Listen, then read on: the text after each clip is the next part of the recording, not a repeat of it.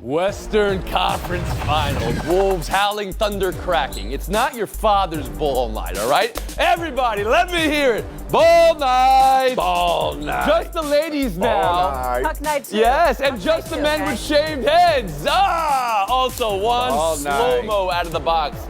Making too big deal of it or not enough. And Pushing Tush Part 12 with Emily Kaplan, Marcel Louis-Jacques, Bill Barnwell, and the return of Bomani Jones. Let's go around the horn. I actually did think he was saying ball night, like it's Ball night, ball night. I mean, we're covering all our bases here. Welcome home, Bomani Jones, host of The Right Time with Bomani Jones, wherever you get your podcasts. Career, 560 appearances on this show. The man who innovated Beat 'em Down and wore jewelry to the tune of 159 wins on this show. Also, Bomani, I want to give you another bonus. I love our commencement speakers for our fine graduates. I saw you there at Prairie View and A&M this week. That must have been wonderful. Tell us everything you've done in your life since your last show, Bomani. You got 10 seconds. Don't leave anything out. You know, just doing like we normally do, baby. Holding it down, keeping it real, host a couple TV shows. You know, sometimes they get canceled. I have no idea what you're talking about until Friday. One more mini intro. Welcome back, Bill Barnwell from paternity leave. Bill, I say this to every baby I see, but this is the most handsome baby I've ever seen in my life. Baby Graham, take another look. Take another look. Congrats again, Bill and Emily. Well, go to the first word now. Let's go. Will I do more ESPN picks? Yes, I will do more ESPN. It has been the worst year for picks at our network. I say that respectfully. So many 11-0s that have gone the other way. Picking your nose, picking your friend's nose. I think we know what we're talking about here. So this is 9-5 OKC. Season series was 2-2 Thunder and Timberwolves, with Julius Randle playing in only one of those games. Styles makes fights. I don't need to tell you that. How you see the matchups, the number one matchup, the X factor in this series. It's all on the floor. To you, Bomani Jones, around the horn. It's going to come down to whether or not Minnesota can focus and hold on to the basketball. The Timberwolves led the league in points forced off of turnovers this year, one of the highest numbers anybody's had in years, and they are actually now forcing more points off of turnovers in the postseason than they did in the regular season. Minnesota, on the other hand, has turned the ball over 20 times in 3 straight games. They're averaging almost 15 turnovers per game in the postseason. But if they can hold on to the ball, you realize that a big part of how Oklahoma City does this is those points off of turnovers. What they don't have is a second option who can get his own shot. And the thing that Minnesota does have with Randall and Anthony Edwards is 2 guys that can get their own shots. And maybe I'm just an old school, antiquated old playoff watcher, but dudes that can get their own shots are what determine how deeply you wind up going in the playoffs. So the depth that Oklahoma City has is fantastic. And if the refs let them play defense like fouling octopi, then they'll also be in great shape. But if they can't do that, they're going to have to get buckets in ways other than shooting 3-pointers. And there's questions about everybody on that team except for Shai Gilgeous-Alexander. Make it up for lost time, Bomani. That was, I mean, most words per minute in show history, always Bomani Jones. A lot to unpack there. Marcel, how do you see this series? Who do you believe is the favorite? I mean, Oklahoma City should be the favorite. They had one of the best regular seasons we've ever seen in terms of point margin and point differential. They have one of the deepest rosters in the NBA. I think it boils down really to 2 things. One of them, Bomani touched on.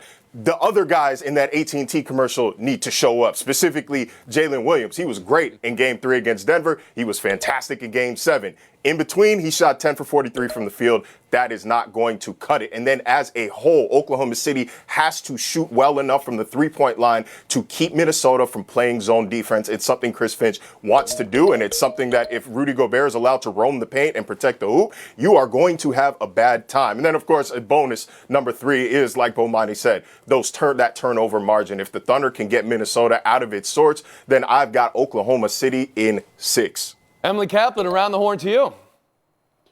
Yeah, it's Oklahoma City for me. Like Bomani said, the things they did in the regular season, they do even better in the playoffs. That's an identity. But their real strength is their depth. And the X factor to me is Alex Caruso. What that guy is able to do in 22 minutes tonight is insane. It's like a hockey shift, right? He conserves all of his energy. He goes out there. He annoys the heck out of somebody. What he did to Jokic in just 100 pounds difference, 6-inch difference is pretty remarkable. So I'm looking forward to seeing, do you match him up on Randall? Do you put him on Ant for a little bit? And okay, if he's on the bench, you still got Dort, you still got Wallace, you still got Jalen Williams, a lot of other guys who can defend. Of course, well. there's a lot to like about Oklahoma City, but something Kaplan said there, what they did in the regular season works in the postseason. They did just go to 7 games in the second round, Bill Barnwell. Is that a source of suspicion for you, or who you believe the favorites are? Yeah, I still think OKC is the favorite because of what we saw from them over the broader regular season. But since the start of March, Minnesota has been just as good as OKC, 25-6 since the start of March, winning games by an average of about 10 points per contest. They're healthy, which we can't say about every single NBA team that's maybe decided that last series. And I agree with Emily. Alex Caruso is going to play a huge role in the series.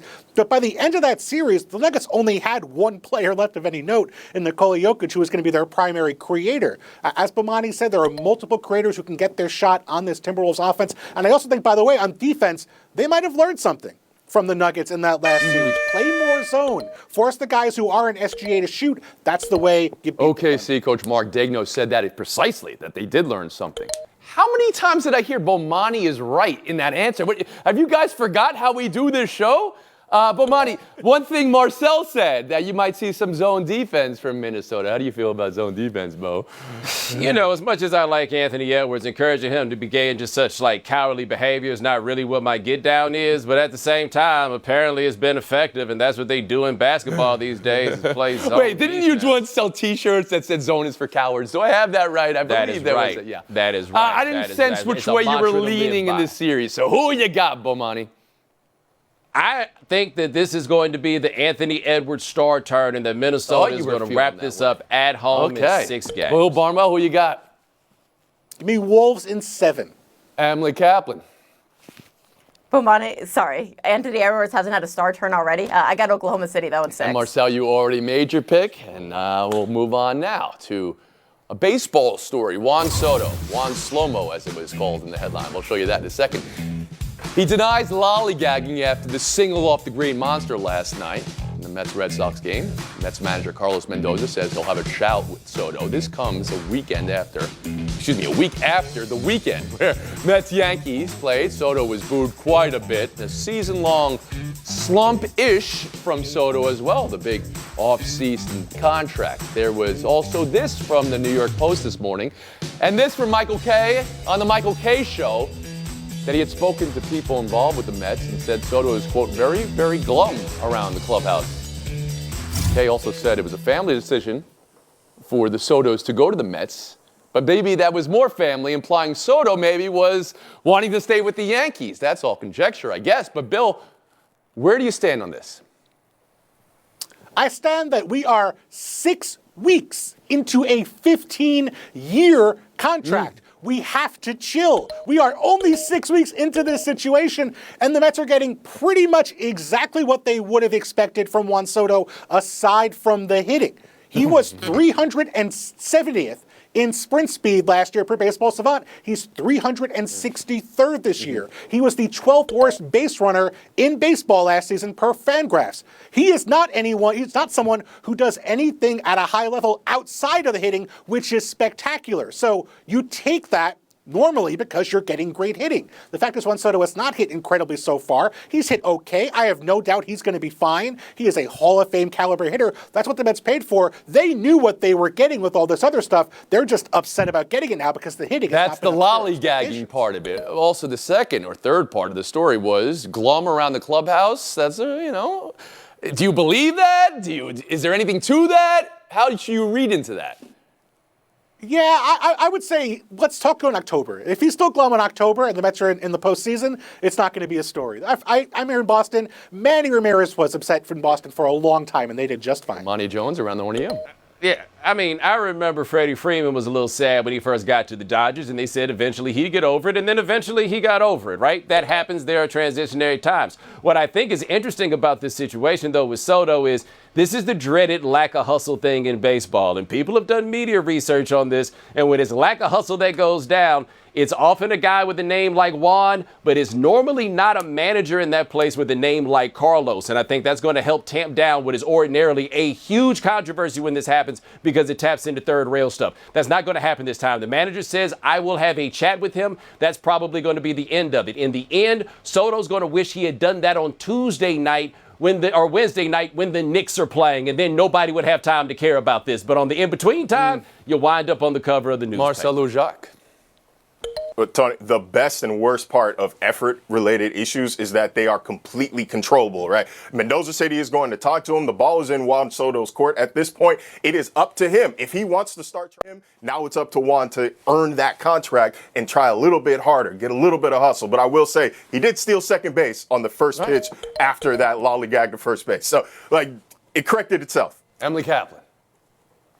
You know, I think anytime someone signs a contract for 15 years that's fully guaranteed, let alone for $765 million, you know it's probably not going to age well. But you think that's going to happen in like year 8 or year 9, not 4 months after signing it. So I think we just have to remember who Juan Soto was to get to this point, a guy that continually bet on himself and met the moment. And so let's remember that instead of this one anecdote of him not hustling this time, because it's a much easier conversation to have than maybe saying, is this an issue or an indictment on Mets culture, or just a referendum on these mega contracts in general, which I think is actually the issue at play. We've seen players have a tough transition to new teams before, tough transition to new contracts before. It all came in one weekend this weekend as well, as the Yankees took 2 of 3 from the Mets, and the boos that were raining down on Soto as he was playing outfield for the Mets. Taking a break, buy or sell next. The tush push still alive, but another proposal in play now to ban it. Here's the new language. Quote, offensive players cannot assist the runner except by individually blocking opponents for him, end quote. This was submitted by the Green Bay Packers. A vote is coming tomorrow. Bomani Jones, we'll start with you here. Will a language tweak mean a tush push ban is coming? I don't know if it's going to happen on this iteration, but at some point they're going to tweak the words until they finally get it out there, because it feels like cheating. It doesn't matter whether or not it's actually cheating, but it feels like cheating to people. And so they're going to find a way to make it stop, especially since only one team has demonstrated itself to be really good at it. And whenever something in a game has been solved, people try to take that away. Bill Barnwell, around the horn to you. What are you hearing in NFL circles right now about this vote tomorrow? And do you believe the tush push will be banned with this tweak of language? A lot of teams want this banned, but they're afraid to put their names out in front of it. I don't think it's an accident that the Packers, the one team without an owner, is the one that submitted this publicly. What I will say is this. You know, you could say it's a gimmick. The fact that the Eagles do it much better than anybody else in the NFL tells you it's a skill. It's not just some dumb party trick you can do to get first downs. And the injury risk here has been overstated. I've seen Patrick Mahomes get hurt on a sneak, on a speed option where he got knocked out. He's gotten hurt on real plays with the quarterback run game. There have not been any injuries we know about with the tush push, so I could see why it would be dangerous, but at the end of the day, it has not been a problem for the Eagles. They feel good about it. So come tomorrow afternoon, is it banned? I would be surprised if it's banned, but I think it is on its last legs either this year or next year. Last tush, you might say. Emily Kaplan, how about you? Doesn't it feel ironic that all of these unnamed, like really ashamed owners that Bill Barnwell just mentioned can't do what the Eagles can do so effectively well, which is just all get together really quickly and push something over the finish line so safely and effectively? My only ask is that this just gets resolved tomorrow, right? We can't have the tush push out live around the horn. Just have it resolved. Marcel Louis-Jacques.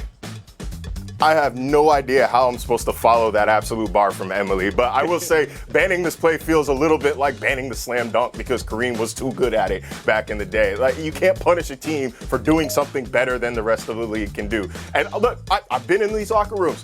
Defensive players hate this play. I hate watching the play, but it's legal.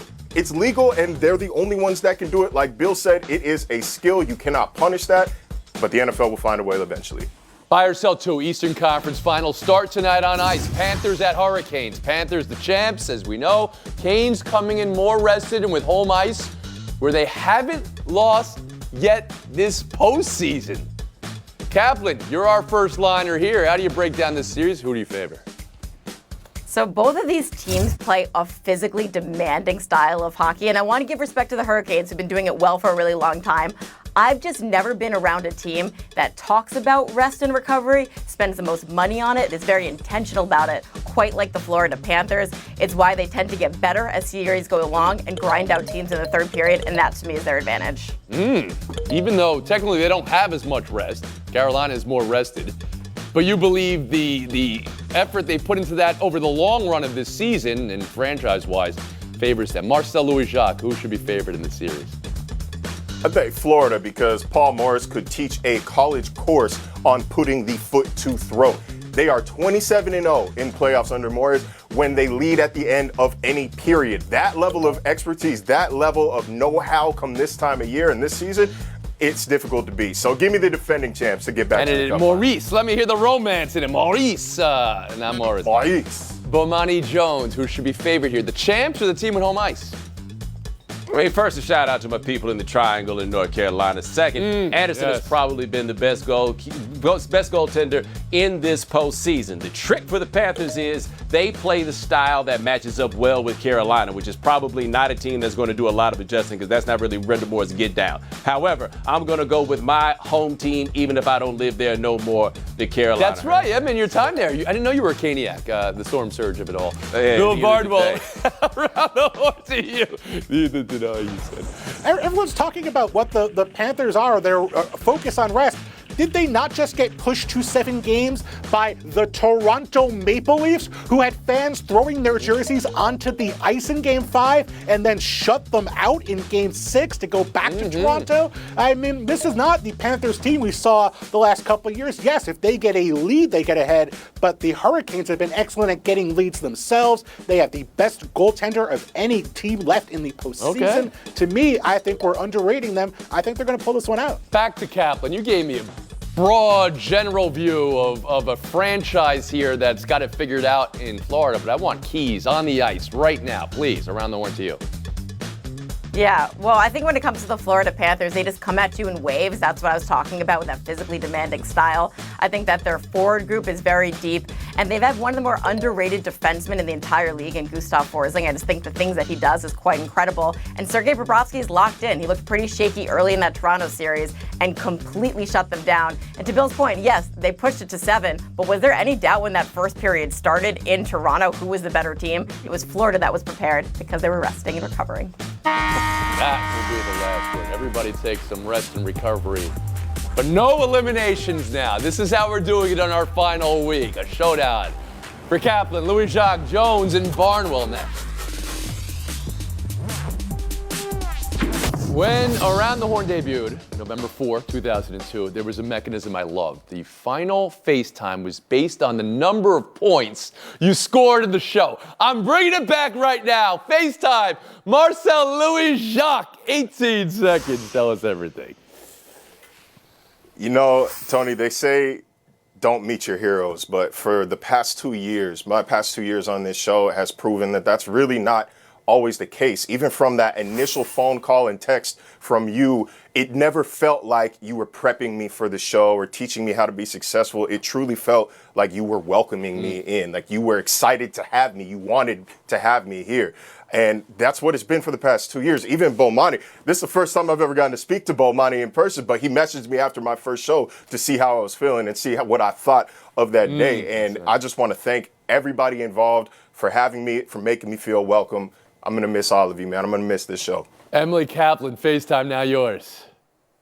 Well, I think it's obvious what this opportunity and this platform meant for my career, and I'm forever grateful to be included in this family. But it's the people behind the scenes that have worked so tirelessly to help us Josh, Jeff, Caroline, Tierney, Aaron, JD, Miriam, everyone in the control room that worked so hard every day to allow us to shine.